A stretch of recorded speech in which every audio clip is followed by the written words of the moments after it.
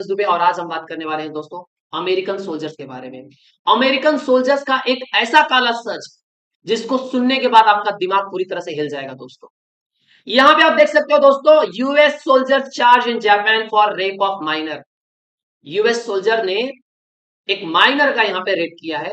ये आपको यहाँ पे आर्टिकल में देखने को मिल रहा होगा।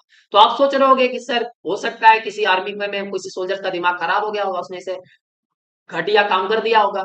तो उसमें हम पूरे यूएस आर्मी को तो बोलता दोष नहीं दे सकते ना, दे सकते हो।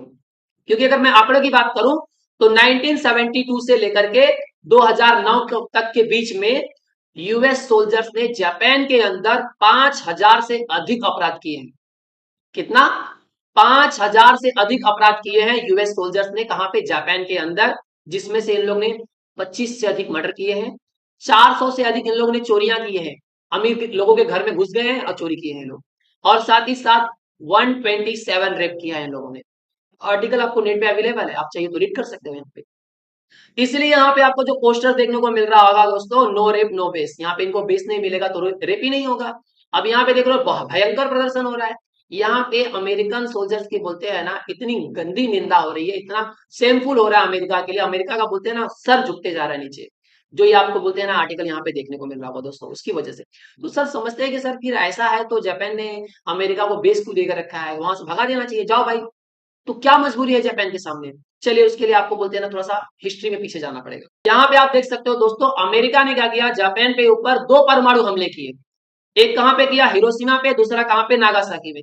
जिसके अंदर 90 से लेकर के 90,000 से लेकर के 1,46,000 लोग मरे थे। ये तो आंकड़ा इंटरनेट पे आप 2 लाख के ऊपर समझ लो, 2-2.5-3 लाख का आंकड़ा समझ लो दोस्तों। और कम से कम बोलते हैं ना 1 से 2 लाख वहां पे क्या हुए थे, घायल हुए थे।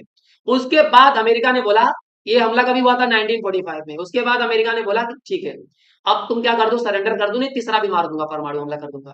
तो जापान ने क्या कर दिया, पूरी तरह से सरेंडर कर दिया। फिर अमेरिका ने अपनी चाल चली।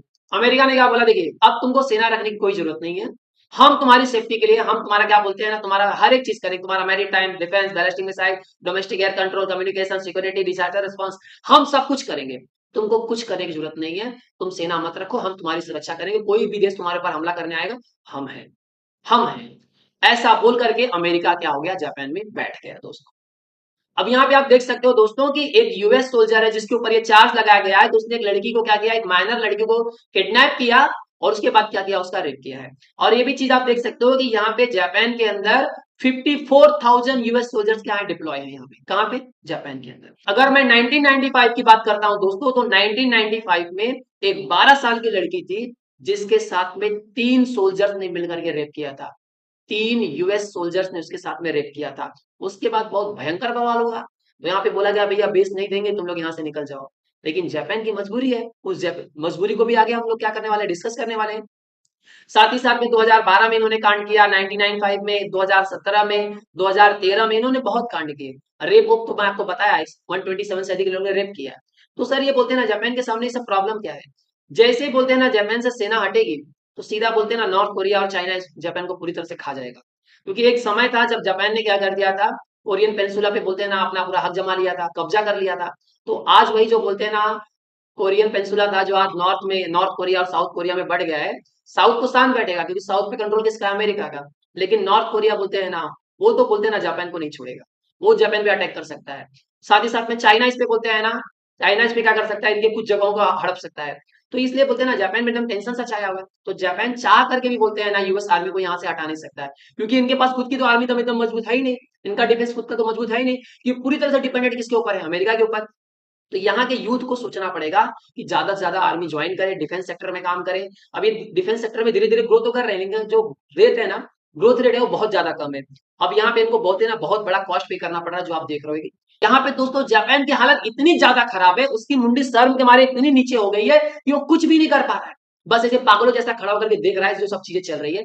मतलब एक अमेरिका की सेना तुम्हारे देश के अंदर आकर के तुम्हारे लोगों के, मतलब माइनर लड़की के साथ में रेप करती है, बस आप कुछ नहीं कर सकते, खड़े होकर खाली देख रहे हो, कुछ नहीं कर सकते हो। तो इससे बड़ी शर्म की बात तो कुछ हो ही नहीं सकती दोस्तों, कि किसी दूसरे देश की सेना आपके देश के अंदर आकर के आपके लोगों के साथ में गंदा गंदा काम करे और आप उनके साथ में कुछ नहीं कर पाए, और उनको अपने देश में आप बोलो हाँ भैया रहो, आप यहाँ पे रहो, जो करना है करो। तो इससे बड़ी कोई शर्म की बात नहीं है दोस्तों।